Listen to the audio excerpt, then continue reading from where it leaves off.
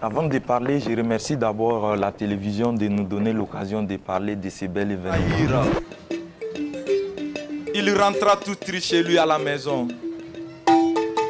Non, et on ne parle pas du village traditionnel tel qu'on l'entend au Québec. C'est la fête au village. C'est un concept africain. C'est un événement interculturel et de diversité artistique qui réunit des artistes provenant de différents pays pour partager la même scène et faire la fête. Bienvenue à l'invité de la semaine numéro 2. Comme vous le savez, cette petite émission est là pour vous montrer l'Afrique de demain, les entrepreneurs de demain. Et je suis avec un aujourd'hui qui est exceptionnel. Certains d'entre vous connaissent déjà son visage, mais dans cette rubrique-là, dans cette émission-là, ce qu'on fait, c'est qu'on se démasque. Et j'ai envie que tu fasses un truc pour moi aujourd'hui, Bébéto. C'est que tu me dises ton vrai nom, ton vrai prénom, les noms du village, les noms de la grand-mère, du grand-père, tout. Tu nous dis tout aujourd'hui et tu te présentes pour tout le monde. Je suis Kiswen Sida Iloric Lansili dit Bébéto. Et aussi, j'ai un nom musulman parce que ma maman était musulmane, Mamadou.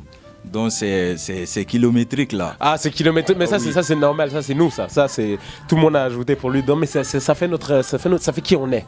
C'est ça que je peux dire. Bienvenue à l'invité de la semaine aujourd'hui. Comment tu vas? Oh, j'y vais bien. Ça va bien. Malgré le froid, ça va, on tient bon. Oui. Alors, on va parler de toi aujourd'hui en tant qu'artiste. Qu'est-ce que tu fais exactement? Parce qu'il y a certains qui savent, mais nous on veut vraiment savoir maintenant toute l'étendue de ton talent. Ah, c'est un peu long.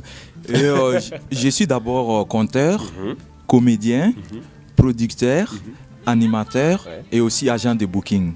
Oh, ok. Là, il y a toute la panoplie qui est là aujourd'hui. Mais c'est bon, ça veut dire que vraiment tu es multitask. En fait, tu fais un peu tout. Donc là, c'est bon, ça, je suppose. Oui, c'est sûr qu'à la base, comme j'ai dit, j'ai été formé comme conteur. Après, j'ai fait le théâtre. Et quand je suis arrivé ici, j'organise beaucoup d'événements et je coordonne aussi beaucoup d'événements. Et je profite pour faire connaître des artistes africains. J'ai des groupes en France, en Afrique, et je les fais venir ici pour les différents festivals. Ah, ça c'est nice, ça c'est nice. Un bon promoteur et un entrepreneur, comme je disais.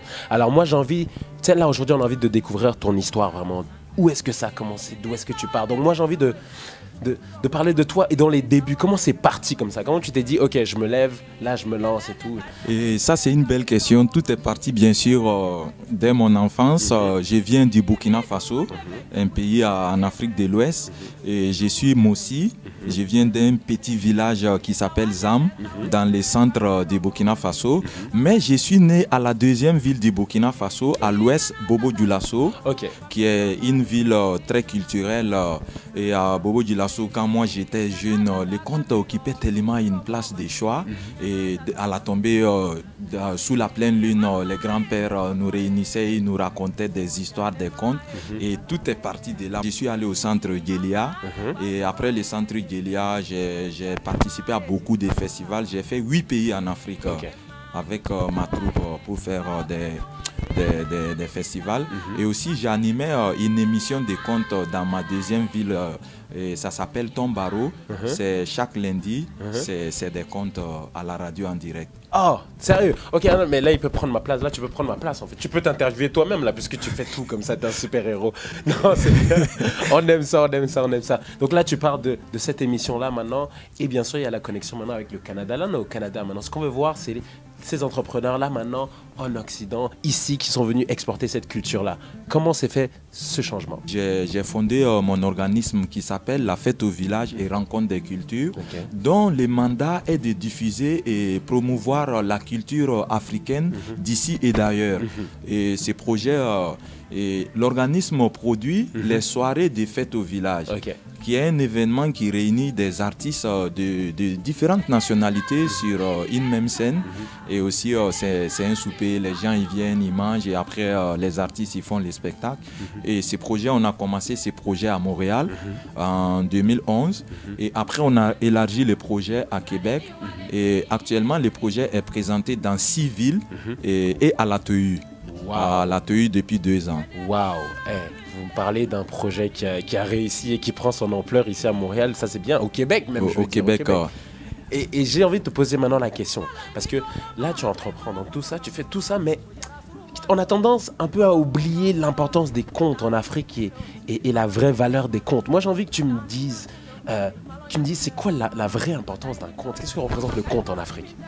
Ah oui, ça c'est... J'aime beaucoup cette question-là. Mais c'est une grande question. Hein. Là, Ouais, là, on est en train de philosopher. Là on philosophe. Et l'Afrique ne connaissait pas l'écriture, bien sûr, on parle plus de la tradition orale.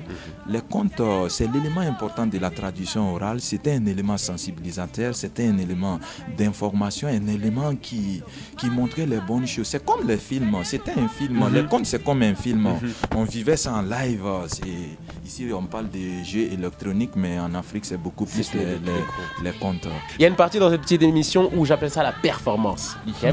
Donc, selon l'artiste qui aujourd'hui là est invité, toi, tu es mon deuxième, tu es quand même privilégié là, quand même. Tu es mon deuxième invité et c'est à l'honneur, c'est big.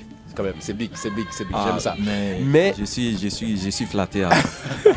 Donc, justement, on appelle ça la performance et c'est là où l'artiste nous montre un petit sample de ce qu'il fait. Alors, est-ce que tu as un semblant de compte, quelques lignes pour nous comme ça que tu peux partager pour qu'ils sentent l'énergie à travers la caméra comme ça là. Tu me dis, moi je peux te joindre, tu me dis de faire un truc, je te suis. Si y a un truc à dire, je te soutiens.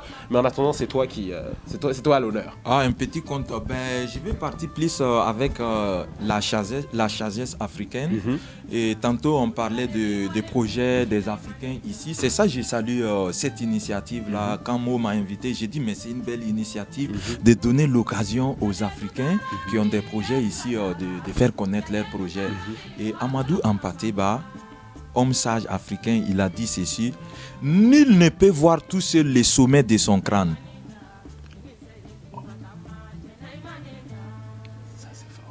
Ça veut dire tout simplement, Will, c'est ensemble que nous pouvons construire ces mondes.